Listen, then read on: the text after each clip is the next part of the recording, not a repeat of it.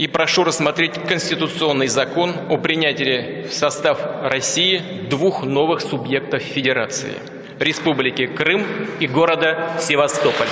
Este discurso podría parecer una arenga a las tropas del mismísimo Iván el Terrible, el primer zar ruso, aunque lo cierto es que fue un discurso pronunciado por Vladimir Putin hace tan solo unos meses, con motivo de la celebración del 76º aniversario del Día de la Victoria, y en el que afirmaba que Rusia defenderá firmemente sus intereses nacionales. Esto nos demuestra lo viva que se encuentra hoy en día esta necesidad de resucitar ese orgullo nacional de ser ruso en el mundo.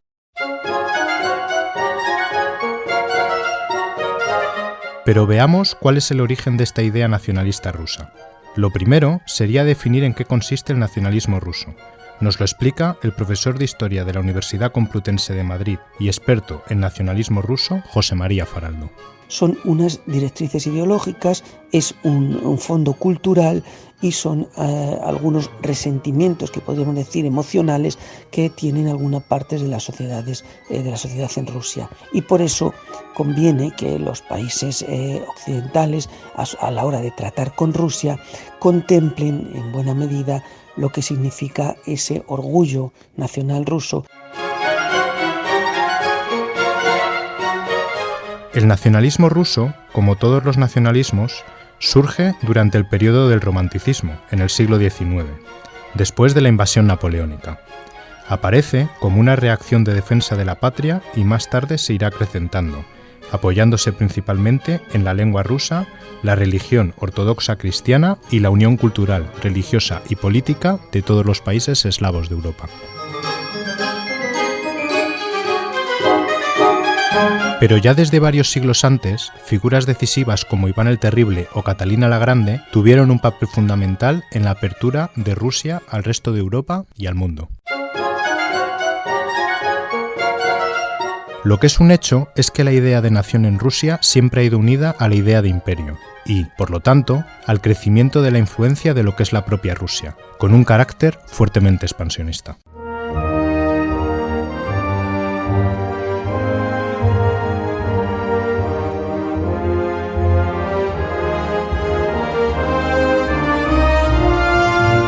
Repasando la historiografía rusa, el profesor de Historia de la Universidad CEU San Pablo, José Luis Orella, nos comenta los eventos más importantes que situaron a Rusia en el mapa internacional. Sería en el siglo XV, ¿no?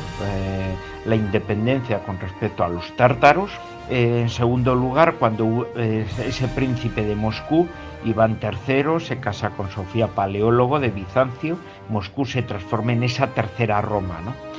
Y luego posteriormente serán los intentos de modernización, ¿no? El proceso de Pedro el Grande y principalmente Catalina la Grande a finales del siglo XVIII, ¿no? Son los grandes momentos que pone a Rusia como una gran potencia dentro ya de la historia de la humanidad.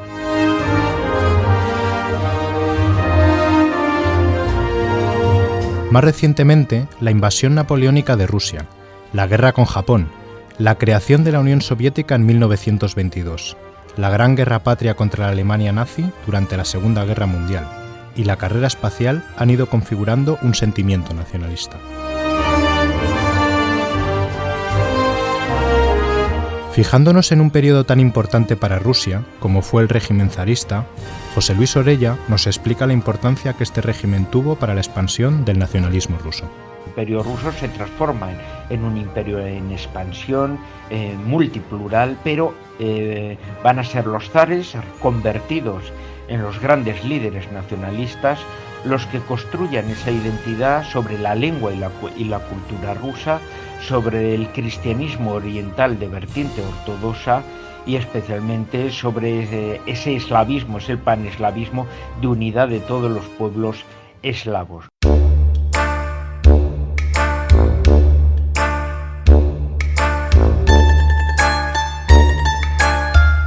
En el siglo XX, con la Revolución Rusa, este nacionalismo quedaría desvertebrado, pero durante la Segunda Guerra Mundial, cuando los nazis invadan Rusia, Stalin se dará cuenta de la necesidad de resucitar el nacionalismo ruso, siendo este un motivo de orgullo nacional por el que los rusos estaban decididos a combatir por la Santa Madre Rusia, y no por el internacionalismo comunista.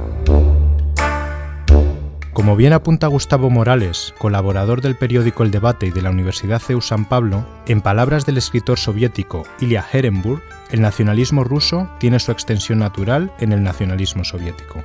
La Unión Soviética en realidad fue otra expansión imperial de Rusia y de hecho los intereses exteriores de tanto del zar como de los soviets eran exactamente los mismos.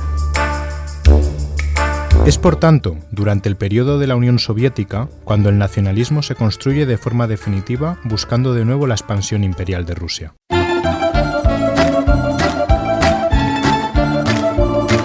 Y así llegamos hasta la actualidad, donde, como decíamos, Vladimir Putin, el presidente de Rusia, está centrado en una política nacionalista, cuya prioridad es volver a situar al país como una superpotencia mundial.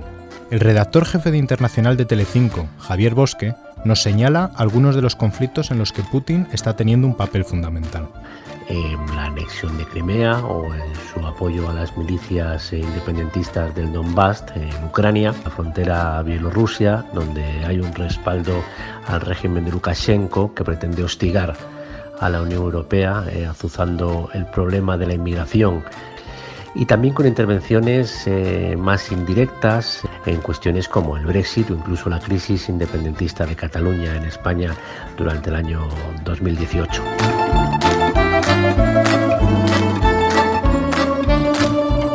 Otra de las prioridades de Putin es la de imponer su influencia en los países del espacio postsoviético como son Armenia o Bielorrusia, y la última acción militar en Ucrania. Cabe destacar a dos figuras fundamentales en la esfera del nacionalismo ruso. Uno de ellos fue el creador, ya fallecido, del Partido Nacional Bolchevique, Limonov, y el otro es el intelectual Alexander Dugin. Ambos han sido dos referentes ideológicos para Putin.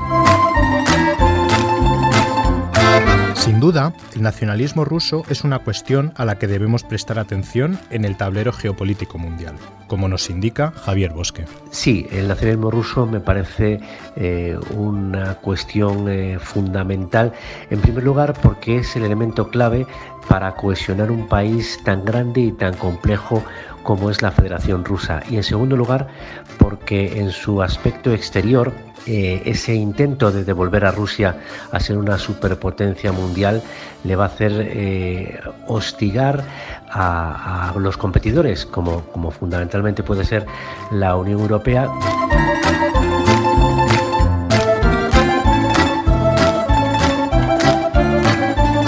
La profesora de la Universidad CEU San Pablo, Alesia Rijava, afirma que el nacionalismo ruso no es algo marginal. El nacionalismo en Rusia no es marginal y no pertenece únicamente a la extrema derecha, sino forma parte de una cierta normalidad política, social y cultural. Por supuesto que existe una necesidad de construir un nuevo consenso social para tal fin. De hecho, fuera de Rusia, este nacionalismo también está bastante extendido entre las poblaciones consideradas étnicamente rusas. El profesor José María Faraldo nos da un apunte sobre la dimensión del nacionalismo ruso en el mundo. El nacionalismo ruso se presenta de forma muy globalizada. De hecho, la idea de la así llamada el mundo ruso, que es uno de los conceptos ideológicos creados en la era de Putin, pretende llegar a cualquier ruso, incluso cualquier amigo de Rusia que esté incluso fuera de las fronteras rusas. Mejor dicho, sobre todo fuera de las fronteras rusas.